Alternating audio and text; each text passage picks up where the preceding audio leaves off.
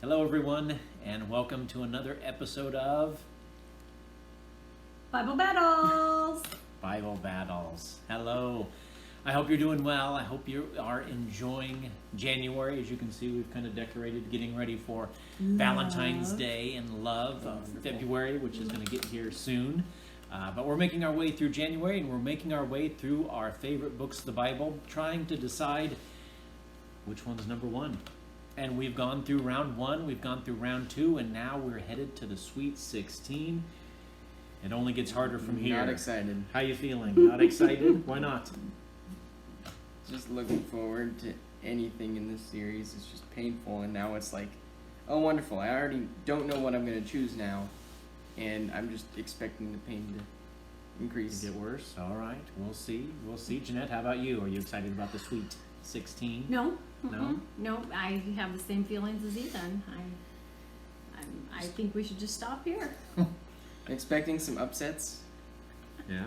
Yeah. We have some fear and trepidation, I guess, as we're going further in this tournament. So we're going to dive right in. We're glad that you have joined us. We hope that you will go back and maybe watch some of the previous ones, the debates, the struggles, the fights that we've had, and some agreement along the way too. But we are into the next round, the Sweet 16, and we're beginning with some favorite books right here. And here's where the pain sets in. We have Acts of the Apostles, which could probably better be termed Acts of the Holy Spirit, because he's really the main character in all this. But Acts, written by Luke, and it's kind of like Luke Part 2, and a wonderful book. And it's going up against one of Paul's best books, 1 Corinthians. 1 Corinthians has wonderful things to say to a church that was kind of troubled. The Church of Corinth was one that Paul really had to work on and gave us two wonderful books. 1 Corinthians, of course, has the excellent chapter. One of my favorite chapters is, of course, 1 Corinthians 13, which is about love. We should have waited to do this until it was Valentine's Day. Well, you guys better just vote it on to the next round. We could keep going. And then, of course, 1 Corinthians 15 talks about, that's probably my favorite chapter in the book, because it talks about Jesus' resurrection and the importance of that without the resurrection, we really have nothing in our faith. And then it talks about the second coming as well. So two wonderful books here, really hard to choose. So choose, guys. Do you have a coin? A coin to flip? Yeah. No, we Flipping can't do a coin. it. Flipping a coin. We can't flip coins. We'd have to cast lots, and we have no lots here. So, and they even stopped casting Shameful. lots after the book of Acts. Shameful. Acts is actually the last book that they ever cast lots in the Bible, because that happens in Acts 1 when they're trying to decide who's going to be the 12th disciple. And then after that, the Holy Spirit is poured out in Pentecost, and they never have to cast lots again, because now we have access to the Holy Spirit to guide us in our decisions. Dang it. Like, the first thing you said was like, I know what I'm going to pick. And then you said that, and I'm like, I'll go first because mine hasn't changed. Okay, what do you got? I'm going with Corinthians. You are? Okay. I am. I remembered talking with Susan, and she always did not like Paul until we went on a trip. And after that trip, you felt that connection with Paul. And I really like Paul's writings. I like, everything that you said, the love chapter. But that love chapter, I think a lot of times we think of it as like love between spouses, but it can tell us a lot about love for the world, or not really for the world, but for the people of the world. Yeah. And make sure to clarify that part. yes, right. So I've always liked Corinthians, and I think if I was going to go and pick up a chapter to read between those two, it would be 1 Corinthians. Okay. And it's shorter. Yeah, Acts is pretty long, but Corinthians is 16 chapters. So, as you mentioned with 1 Corinthians 13, it's right in the midst of talking about spiritual gifts that God has given us. And Paul says, but it doesn't matter what gift you have. You can do wonderful, awesome things. But if you don't have love, you're a noisy gong. You don't have what you need. You've got to have love. So that's an amazing book. And now I'm struggling because I don't know. I really like the story books. And of course, Acts is all full of stories, amazing things, miracles happening, the gospel being spread. The story about Paul singing after he's put into chains, and yet and torture devices pretty much, and yet they're singing in the middle of the night, and as a result, the jailer gets converted, and so many wonderful things. It's kind of a book that ends without really an ending. You know, Paul is headed towards Rome. He knows that trouble is awaiting him there, but he doesn't know what's going to happen, and then kind of have the end of things. So I think I'm going to go with Acts, but I really, I don't know. I won't be disappointed. I won't argue this because I could really go either way, so I'm going to leave it up to a 17-year-old to decide, because Oh, wonderful. I can take either. So you can't be wrong today. True. You get to choose. I feel like Your I'm wrong whatever my father pick. is right, or your mother is right. No, you can't The be wrong. mother You who get is to in pick. control of electronics. Do you want it to get edited? First Corinthians is probably my most favorite book from Paul. But I like Acts too. Ah, you got it right. I'm picking Acts. You're picking Acts? Yeah. Man. The more I think about it, like whatever one I think more about, I'm like, I want to pick that one. But like, Oh, but when I read 1 Corinthians, I think, boy, if I could be like Paul, if my But if you my think the heart same could- thing when you read Acts. It's No. all about Paul and Peter. I know, but like you said, Paul, you know, looking in the prison cell where he was at, you just, I hope I can be that way when. he was in a lot of prison cells. Well, that's Probably. true, but I got to see one. Yeah. Yeah, you guys probably have like a more inclination to go for First Corinthians. That's why I thought that one was going to go through. And I would have never guessed that I would have liked Paul until we went on the trip, Yeah. just like Susan. Yeah. So yes, we've been to Rome and we saw a spot that could have been where Paul was imprisoned, and so Acts is going through Yeah, 2-1 into the Elite Eight, Well, and we've got another battle. you get to finish editing tonight. No more electronics, apparently. Ethan will be the most book-reading 17-year-old you've ever seen this next week. Going to be reading a lot of the Bible. So he'll have a lot to say next time. Yes. But right now we've got another battle to do. We've got New Testament versus Old Testament, boy versus girl. I don't know how you want to think of it, but we've got James from the New Testament going up against the storybook of Ruth from the Old Testament. And two wonderful books here.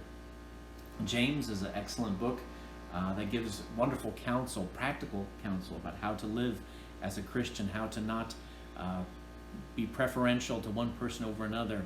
Talks about in there how if you break one of God's laws, you've broken all of them. You're a lawbreaker, and so you need Christ, you need grace, and of course James is the one who says faith without works is dead, letting us know that our faith is going to be lived out in our lives.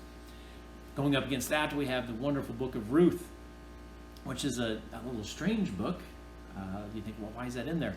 But it tells the story about the ancestors that lead down to David, and the importance that took place there with his family moving to away from Israel because of a famine, and then marriages happening there, deaths happening, and then Naomi comes back, and her daughter-in-law Ruth is coming with her, and she says, no, just go back, live with your people. And Ruth says the very famous lines. Jeanette, do you want to say them? Your people will be my people. Mm-hmm. Your God will be my God. Yeah, and she Where says, you go, I will go. oh, you got it all. Very famous words there from Ruth. And so she comes back to this land of foreigners, and eventually it tells the story of the kinsman redeemer, where Boaz becomes her redeemer, and through that line, David eventually comes. So two great books. Anybody want to start us off? Ethan, you want to go first this time? I'll go first this time. Looking at it, we're in this with Sweet 16, and I see James and I see Ruth, and I'm like, Ruth can really go far in this, and I don't know how James got in the top 16. Like, it's not a bad book, but like Ruth, it's so easy to pick Ruth here. I don't know what you're gonna pick. You're like 4 chapters, and doesn't James have 5? So they're both short books. It's a short book. She is going to be flummoxed right now as to what to pick. But yeah, I'm gonna go with Ruth. It's a whole body going to Sight and Sound Theater like that. I didn't get to see that one. Well, neither did I, but I got to see the I video want of to it. see that And one. just seeing it reenacted really helps you want to pick it more, like, just with each of the stories that I've seen. I just get like a slightly bigger percentage chance that I'm going to pick that one. Okay, so one vote for Ruth. Jeanette, do you want to pop in? Do you want me to? I know what I'm voting for, so I can go. Go ahead. I am definitely going with Ruth. You can't not. on Yeah, this one. several reasons. One, I've always clung to that story. It's a romance story. It's about true love, whether it's for a spouse or or your mother-in-law. And Ruth was just a noble person to care for her mother-in-law like that, even though her mother-in-law said, no, you go be happy, you go do your life, you go do your thing. So I've always really liked Ruth. Of course, I'm going to call my mom up and tell her you said this. never mind. No, I'm kidding. She probably watches these, you know. I know now you're she going to be does. in trouble. It's okay. I will go as long as I have nowhere else to go. She already knows she can come live with us, True. so I'm just not going with her. She can come with us. Okay. Okay. All right. Thank you. Clarify that before.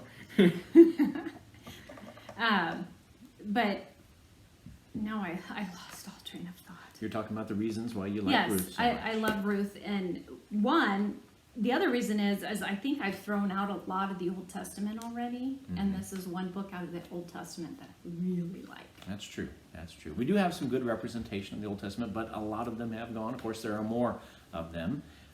Yeah. There's no violence in there as much. I mean, there's death, but there's not as much fighting and violence. Something with no, there's not. There's not. And it does help when you've kind of seen it enacted. And I don't know if Sights and Sounds Theater is going to do one of James anytime soon. I don't think so. How did you see it and I didn't on video? My mom had a DVD of it. Well, there you You go. weren't Well, there. you My didn't follow her. mother-in-law. You didn't follow her. If you would go where she is, you'd get to see it. But I think you were actually working at that point in Okay. time. So Taking care of my family. yeah, so I'm going to make it a 3-0. I really like the story of Ruth as well. Nothing wrong with James. Wonderful counsel in it. I definitely recommend people to read it. But Ruth, the story there is so cool. And it shows that glimmer of who God is as our Redeemer, showing beyond that. It's a type pointing towards an antitype of Jesus as our kinsman Redeemer. And since Jeanette picked this, I'm just waiting for the time where I'm sleeping and she lies at my feet, because apparently that's what you said. It's all about romance and love and stuff. So I'm still waiting for her to lay at my feet I skip over that someday. part. I read through it and then I just move on. All right, so we're moving on into the next round, but not today. That'll be next time. We have some exciting books to talk We about. don't really want to do the Axe versus Ruth. Axe did win. Axe versus Ruth. I'm That'll not be ready easy. for that. That'll be easy. We'll be coming up on that next time. But do we know the 4 books that we're going to do next time? Do you have those here? I don't. You don't. It's a mystery. Cliffhanger. You'll have to come back next time to figure out what we're going to be talking about, because we don't know what we're talking about. Because this one forgot to take a picture I'm lazy. of it. But join us again and keep reading through these books. If you haven't read through them, read through and figure out what you like about them. What does God speak to you? How does God speak to you in these wonderful ancient words from long ago? And we're going to keep making our way through the Sweet 16 until we get to the very number 1 book 14 are left. according to the Half Hills. We'll figure it out, and we'll be back soon. So thanks again for watching. Hit the like button. Share this with your friends. Subscribe so you can know when we've got more videos up, because they don't always come up when they should. Ouch. This is what happens when you leave it in a teenager's hands. It's true. Lazy. Very true. Procrastination 101. That's it. So, but join us again. We love doing this. We love having you watch it. We hope you enjoy it. Take care, everyone, and stay safe.